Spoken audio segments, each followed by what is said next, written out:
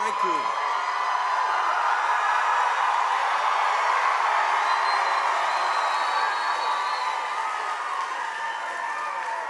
Los Angeles, thank you.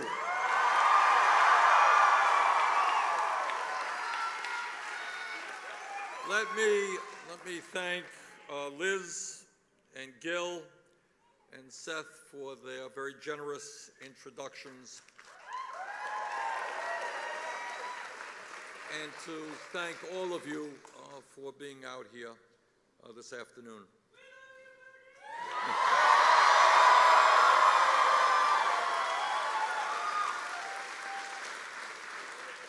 And let me begin by kind of telling you what a political revolution is about. And your presence here today is part of that revolution. What you have done, some of you have come here and you've contributed $25 or $50 or more.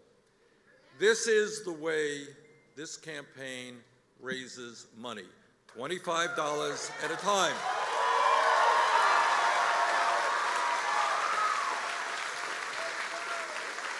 This is not a meeting. This is not a meeting around some rich person's dining room or living room where people are putting in $100,000 into a super PAC. This is a people's meeting.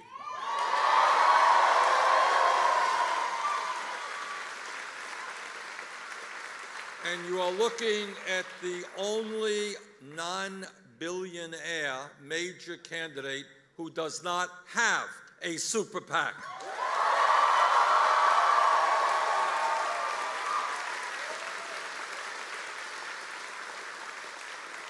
And I don't have a super PAC because I do not represent the agenda of the billionaire class or corporate America. I don't want their money. I don't want their money. I don't need their money.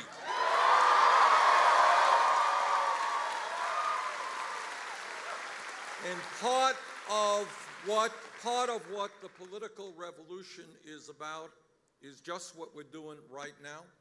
Last night, just to give you an example, we had some 3,500 house parties all over America. I'm told that we had one here in LA where 1,600 people were out. All over the country, we had 100,000 people coming out. We have over 650,000 people who have made individual contributions, averaging $30 apiece.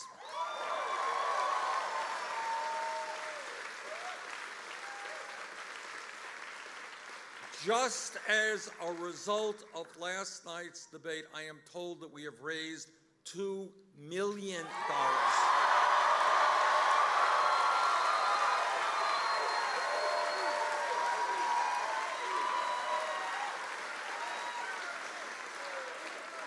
$2 million,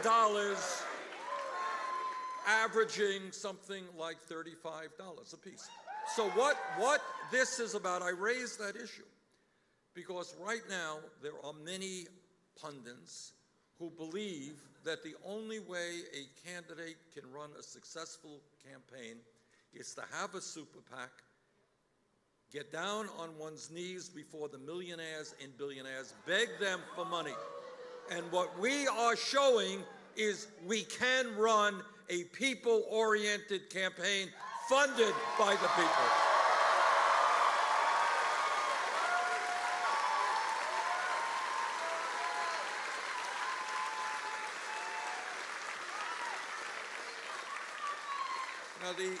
Now, I've been all over the country. We had a great rally here a few months ago in LA. And in a sense, I've spoken to God knows how many thousands of people. One guy came up to me, I think it was here on the West Coast, and he said, Bernie, what I like about what you're doing is you are treating us as if we were intelligent human beings.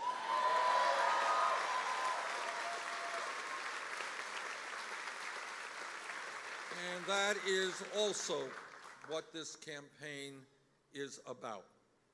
It is about demanding that all of us and the media start talking about the real issues facing this country.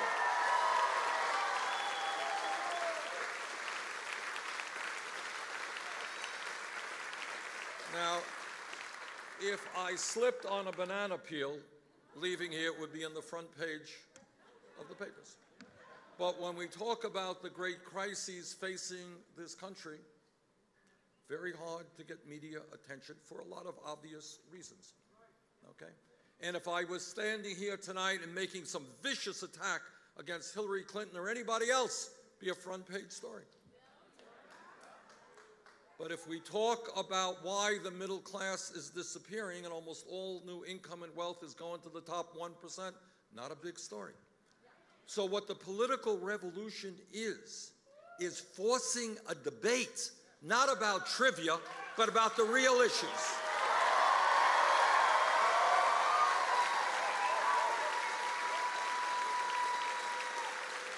And by the way, that is what I believe the American people want to hear. They know this country faces serious problems. Different people have different ideas. But I think they are tired of seeing politics looked at as if it were a baseball game or a soap opera.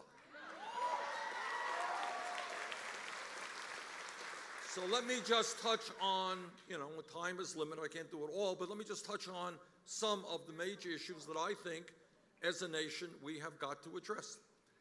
Right now, in this country, we have more income and wealth inequality than any other major country on earth, and it is worse today than at any time since the late 1920s. Okay? And we have got to ask ourselves, why is that? Why is it? And do we find it morally or economically acceptable? And I want you to hear this. Listen to this. No, we don't hear. This is not on TV. It's going to get on TV. The top 1/10 of 1%. 1/10 of 1% owns almost as much wealth as the bottom 90%. In LA, in California, in Vermont, all over this country, we all know people who are working incredibly long hours. In fact, I don't know how many of you know this, we as Americans work the longest hours of any other industrialized country. People are working 50, 60 hours a week. They're working 2 jobs and 3 jobs. And yet, 58% of all income generated in this country is going to the top 1%. Now, I want you to hear this. I'm going to bore you for a while. All right? I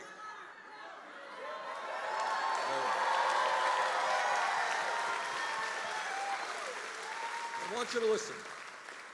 See, what we are talking about is an economy that is rigged. And let me give you an example of what I mean. All right? You got people all over LA, they're working for really low wages. And yet in the last 2 years alone, the 15 wealthiest people in this country, who are already zillionaires, these 15 people saw their wealth increase by over $150 billion.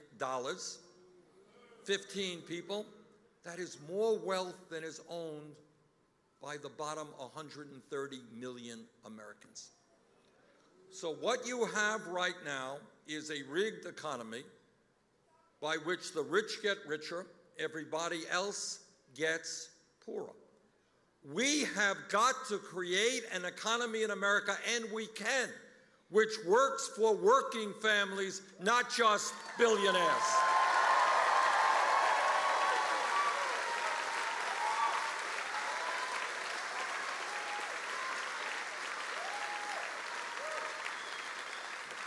Now, let me tell you another issue, a tragedy that we have got to address, which is pretty much not talked about by politicians or the media. And that is, number one, real unemployment, which means people who have given up looking for work, and millions of people who are working part-time when they want to work full-time. When you add all of that together, unemployed, part-time when they want to work full-time, people giving up looking for work, real unemployment in this country is 10%. And then let me tell you something which is never discussed, and that is the tragedy of youth unemployment in America.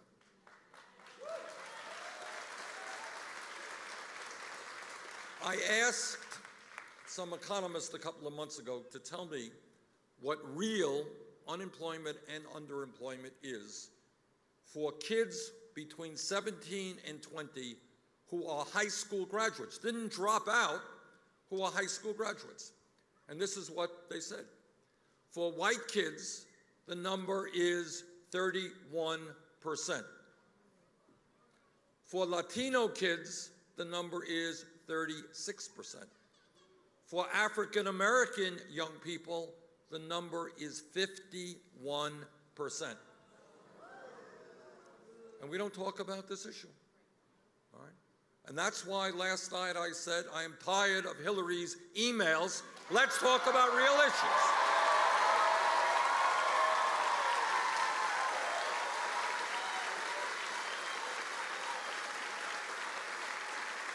Now, what does it mean? What does it mean in our country when millions of young people, disproportionately Latino and African American, are not in school and have no jobs? What it means is that 5.5 million of them, from Burlington, Vermont to Los Angeles, California, are hanging out on street corners and are tempted to get into trouble.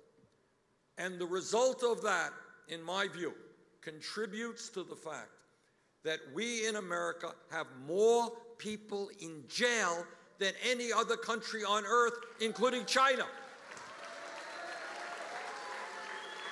2.2 million people are in jail today at a cost to taxpayers of $80 billion a year. Millions of lives are being wrecked. Families are being torn apart. We're spending huge sums of taxpayer money locking people up. Now, it seems to me that it makes a lot more sense for us to be investing in education and jobs rather than in jails and incarceration.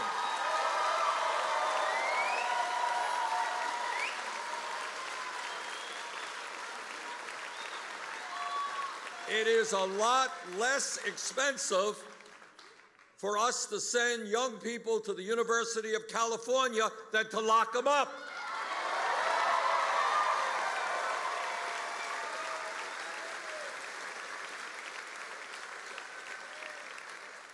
Which then takes me to another issue. All of these issues are interconnected. One of the things you learn, you know, when you're a U.S. Senator, is the interconnectedness of all of these issues. So here's another issue, tied right in.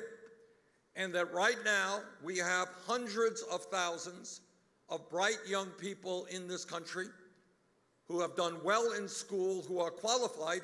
They cannot get a college education for one reason, and that is their families lack the funds. That is crazy.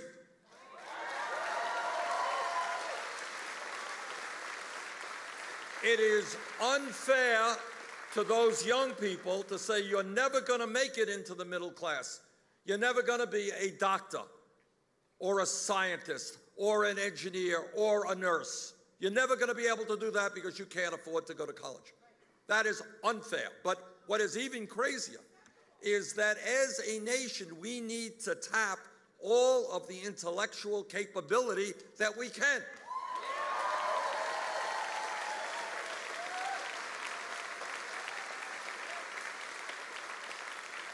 And that is why I have introduced legislation, which I will implement as president, to make every public college and university in America tuition-free.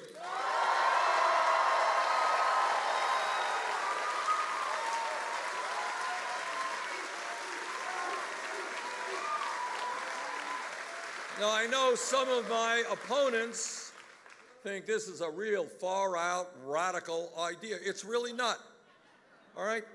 50 years ago, if you were able to graduate high school, the likelihood was that you would be able to go out and get a pretty good job.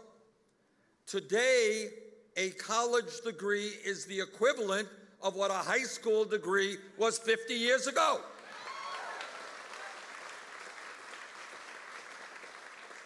We have had public education in this country for way longer than 100 years.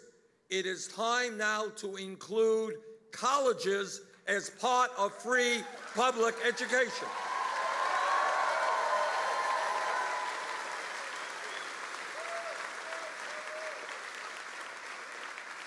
And our legislation also addresses the crisis of millions of people struggling with very, very high student debt. So what the legislation says, pretty simple. Why should you, if you have student debt, be paying 6, 8, 10% interest rates when you can refinance your home for 2 or 3%? So we're going to allow people to refinance and get the government out of profiteering off of working class families.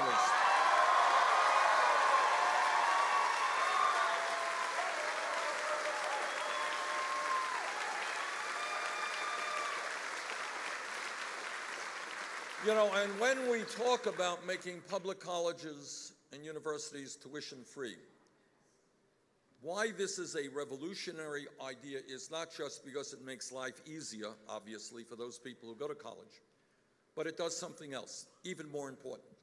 It says to a kid in the 5th grade, 6th grade in LA or in Burlington, Vermont, that no matter what the income of your family is, and I grew up in a family that never had a whole lot of money, but no matter what your income is, if you study hard, if you take school seriously, if you do well, you will be able to get a college education regardless of the income of your family.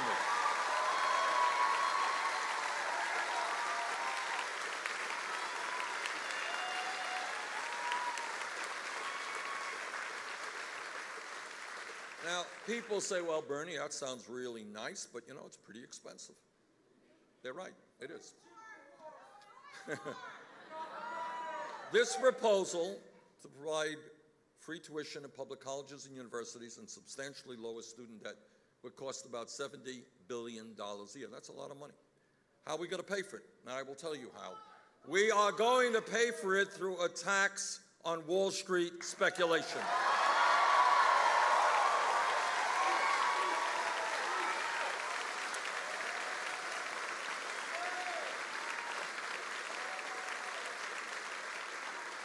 As all of you remember, when the recklessness and illegal behavior on Wall Street drove this country into the worst economic downturn in modern history, Wall Street came crawling to the middle class of this country, and they said, please bail us out.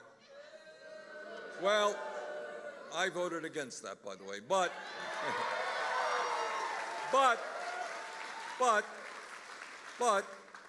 now that we're seeing CEOs on Wall Street making huge compensation packages, it is their time to bail out the middle class.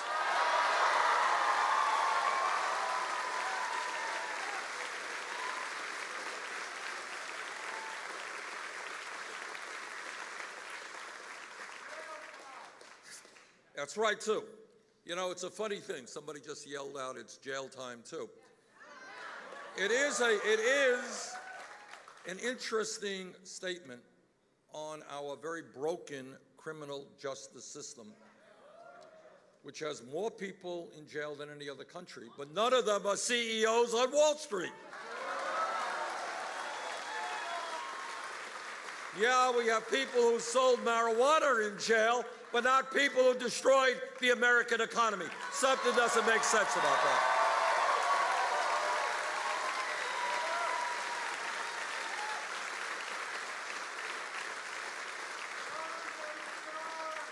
Now, when we talk about the major issues facing our country, and I'm just ticking off some of them this afternoon. There is one issue that impacts every other issue, and that is as a result of the Supreme Court's decision on Citizens United. Our campaign finance system is now corrupt, and it is undermining the foundations of American democracy, and that's just the simple truth.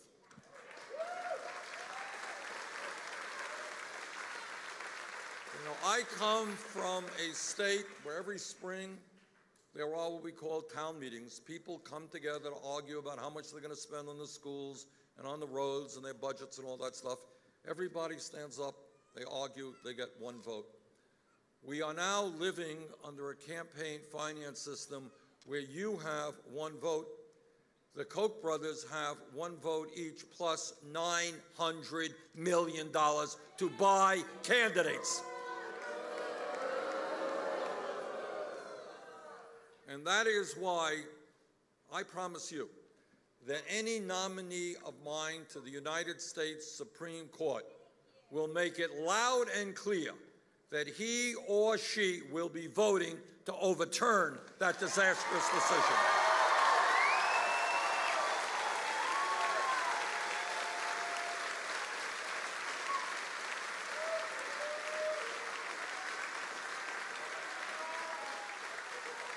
And we have got to go even further than that. I am a passionate believer in a very radical concept called democracy. And you all know that in human history, democracy is a pretty new idea. It's a couple of hundred years old. And yet, what we are seeing right now as a result of Citizens United is a situation where the Koch brothers alone will be spending more money in this campaign cycle than either the Democratic or the Republican parties. When you got one family spending more money than either of the two major political parties, you're not talking about democracy, you are talking about oligarchy. We've got to end that.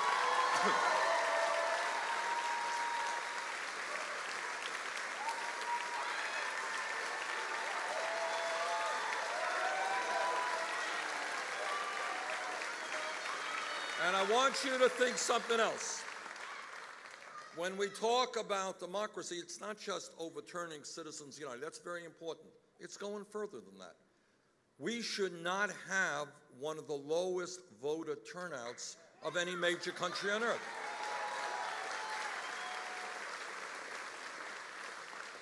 The Republican Party thrives on low turnouts. They love low turnouts. That's true.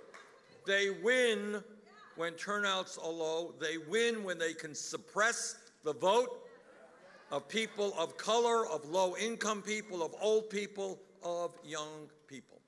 So not only do we have to frontally take on voter suppression, and what I will do as president is make it very clear that in 50 states in this country, if somebody is 18 years of age, that person is registered to vote. End of discussion.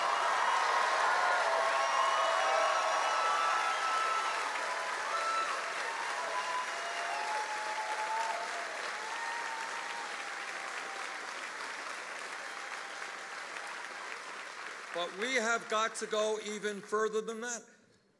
What we need, in my view, is public funding of elections. And the reason I say that is we are going to do that too. Okay, what she just yelled out, I'm getting a lot of help here. You guys are helping me write my speeches. I appreciate that.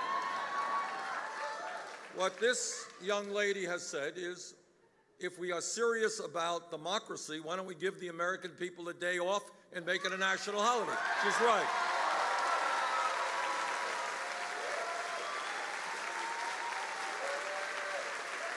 But here's what I want. Here's the kind of democracy I want. I want anybody who's interested in public service, whether they're conservative, progressive, moderate, whatever. I want them to be able to say, you know what, I'm going to run for office. And I want them to be able to run for office without having to beg wealthy people for campaign contributions.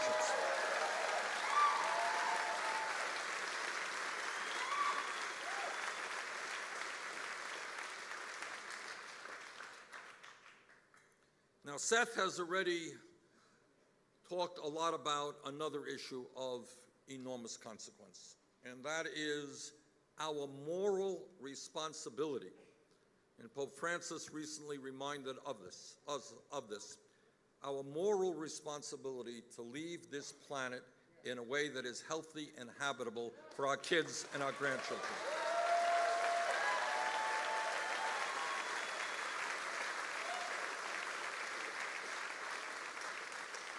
And Seth is right. There is no longer a debate. The scientific community is virtually unanimous. Climate change is real. It is caused by human activity. It is already causing devastating problems in our country and all over the world. That's the bad news. Here's the good news, is if we are aggressive, if we understand the enormity of this problem, if we lead the world and work with Russia and China and India and other countries, we can transform our energy system globally away from fossil fuel to energy efficiency and sustainable energy.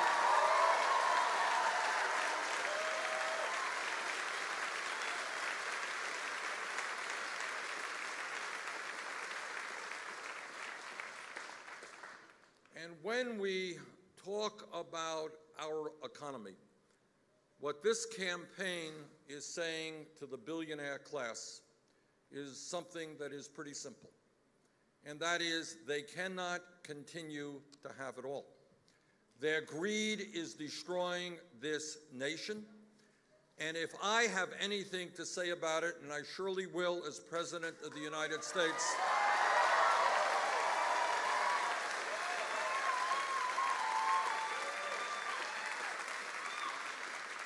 corporate America and the wealthiest people in this country will finally start paying their fair share of taxes.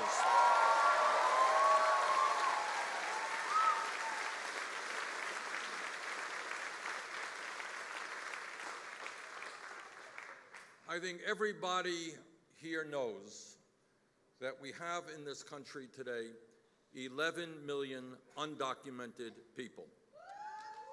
We all know that. Now, what has disturbed me very, very much is that we have a number of Republican candidates who are not only not addressing the real issue of immigration reform, they are stooping to racist attacks against the Latino community.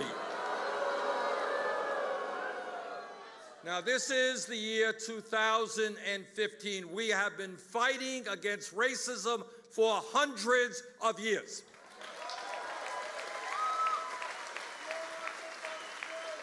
And yes, people can have differences of opinion on immigration, but it is not acceptable to stoop to racist attacks against the Mexican people.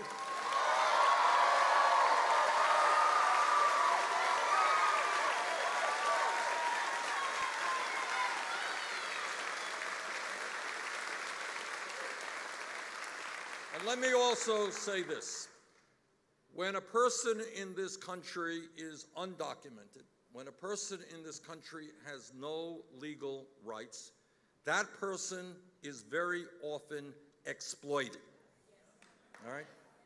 And that person, that worker, cannot stand up for his or her rights. So when those workers are exploited, are denied fair wages and fair benefits, it not only impacts them, it impacts every worker in America and leads us to a race to the bottom.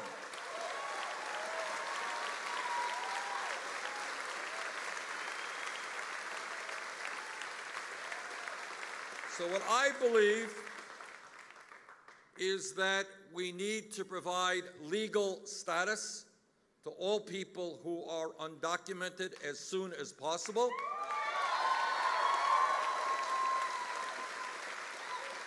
And what remains in my heart is a meeting I had a couple of months ago. I was out in Phoenix.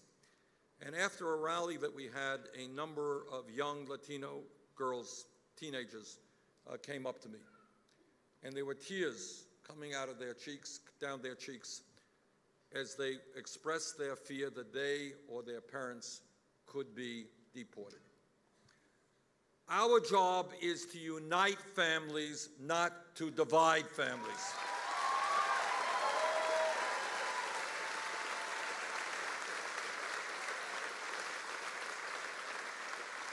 Our job is to go forward with comprehensive immigration reform and a path toward citizenship.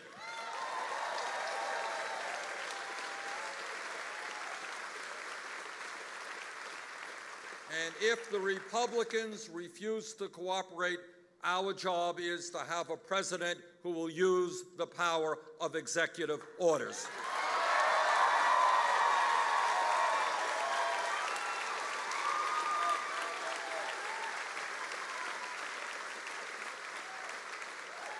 And not only have we got to deal with immigration reform, we have got to, as a nation, deal with institutional racism and a broken criminal justice system.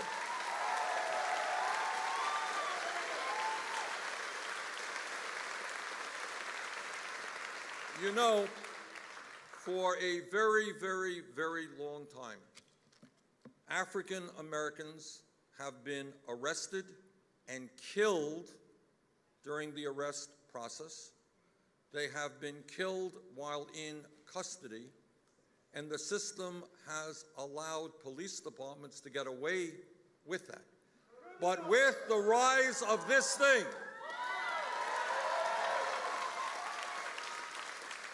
that is beginning to change. Because when the American people see a video of people like Sandra Bland and many others, what the American people are saying, this is not acceptable.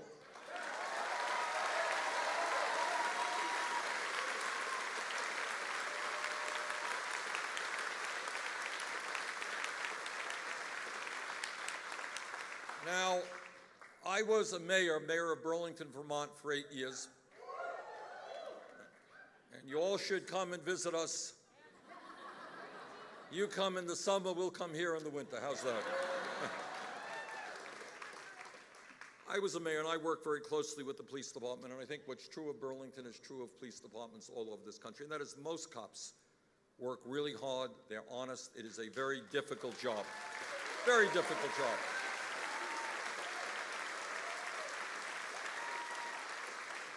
You know, many of them are underpaid, they have crazy schedules which disrupt their family lives, et cetera, et cetera. But having said that, I think what it is also fair to say that any police officer, as well as any public official, when that police officer breaks the law, he must be held accountable.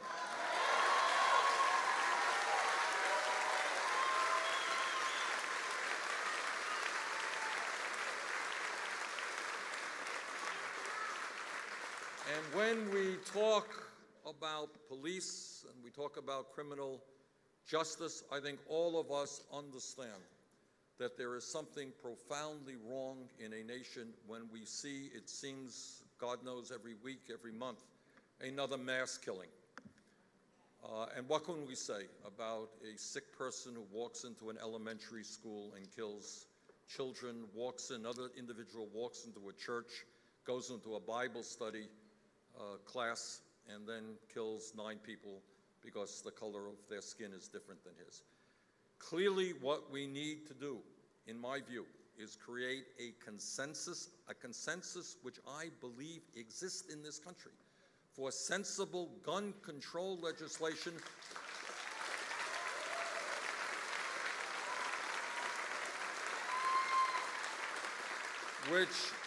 And you know, this is not, President Obama, I think, made the right point.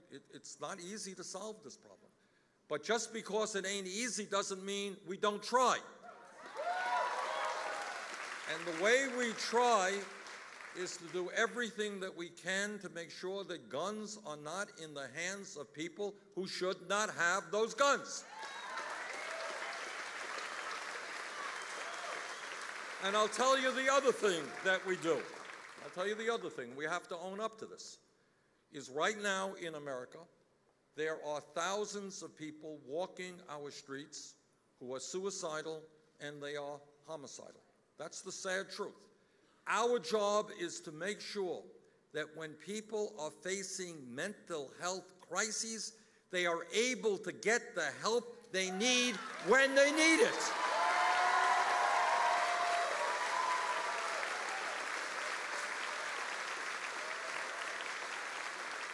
You know, I have gotten calls in my office, and I am sure that governors and other senators and members of Congress, public officials all over America, get a call. Somebody calls and say, you know, I'm worried about my brother. I don't know what he's going to do to himself or somebody else. And we're desperately looking out for help, and we can't find anything now that we can afford. And then we see what that inaction means when we look at a front page of a newspaper and see another mass killing and another tragedy. So in my view, what we should absolutely make certain is that when people need counseling and they need mental health treatment, they get it when they need it, not 2 months from today.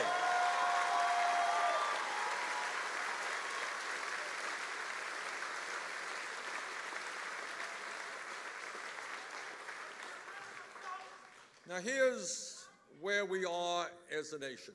You read and the media tells you that we are a very divided nation, and to some degree that's true. The differences of opinion on issues like gay marriage or abortion or guns, there is a real divide in this country. Women equality, huge issues. But on the other hand, what I want to tell you is there is a lot more commonality, a lot more common interest among people than many would be able to believe. Okay?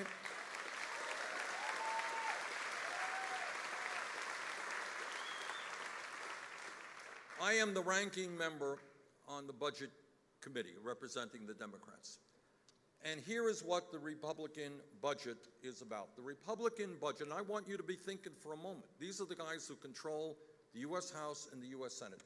And this is what their budget is. And if you think I'm exaggerating and kidding, you know, go to the internet and check it out. This is the truth. This is the truth. And I say that because it's hard to believe. What the Republican budget says is, let us end the Affordable Care Act, make massive cuts in Medicaid, and throw 27 million people off of health insurance. Now, we are the only major country on earth that doesn't guarantee health care to all people, something I want to change.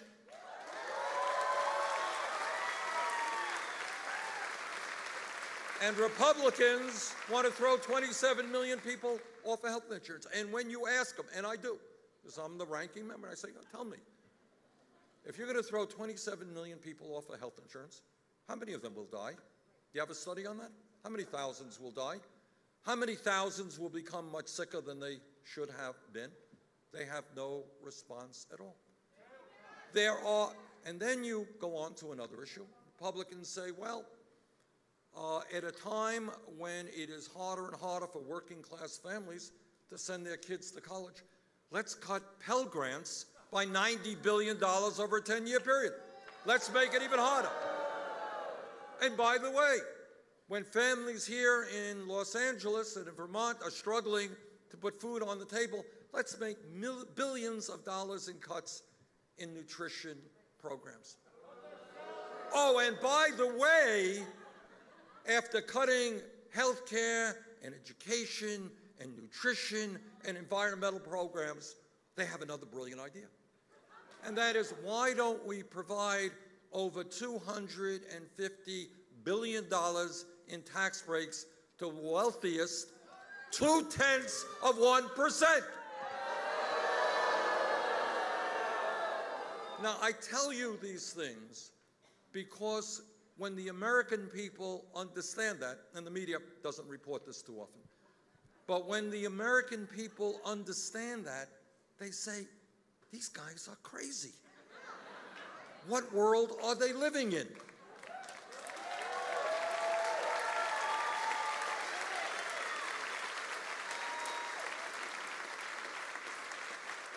And what our job, they get away with that stuff because in the last election, 63% of the American people didn't vote.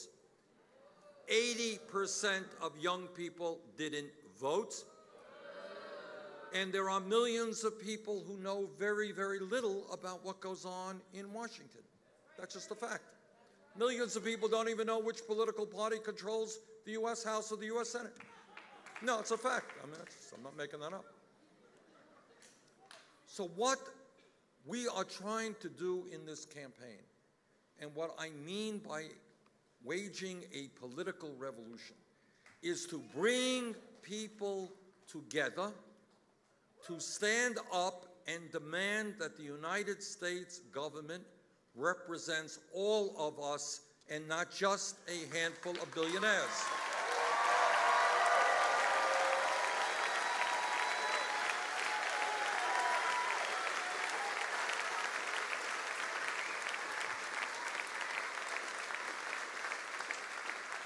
Everybody here knows that change, real change, never comes from the top down. It always comes from the bottom up.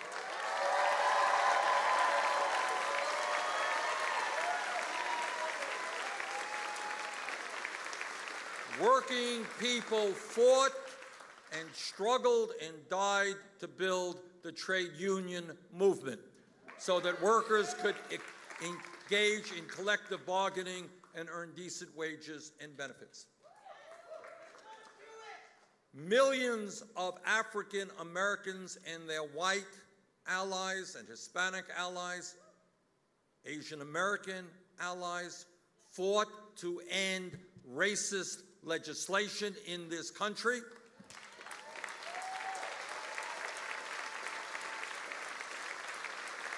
And it wasn't just great people like Martin Luther King Jr. There are people whose names you do not know, who were lynched, who died, were beaten to death, fighting for civil rights.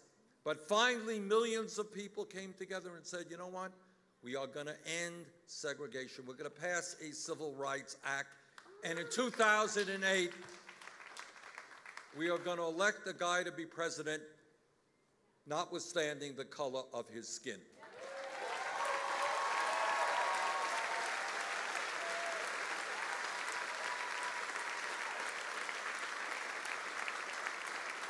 And for well over 100 years, women struggled and said, sorry, we are not going to be second-class citizens in America.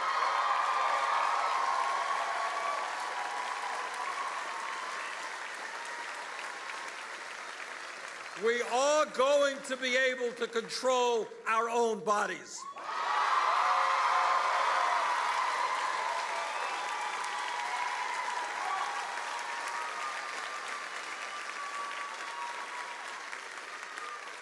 But that didn't happen as a result of a decision in the Supreme Court. It happened because millions of women and their male allies struggled to make that happen. And if we were here 10, 15 years ago, not a very long time ago, and somebody jumped up and said, you know, I think that gay marriage would be legal in every state in America, somebody would have told them they're crazy. Couldn't happen. But what happened is the gay community and their straight allies said, you know what? We are going to end homophobia in this country.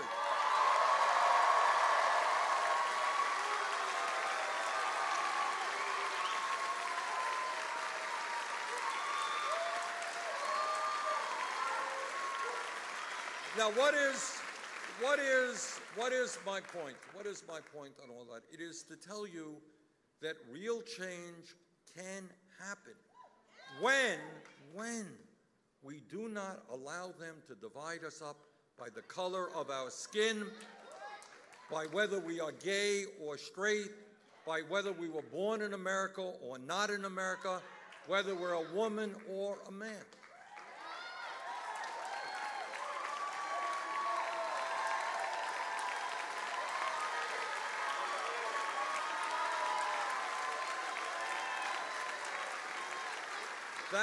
That is how they win. But when we stand united, fighting for our kids and our parents by the millions, making this political revolution, there is nothing we cannot accomplish. Thank you all.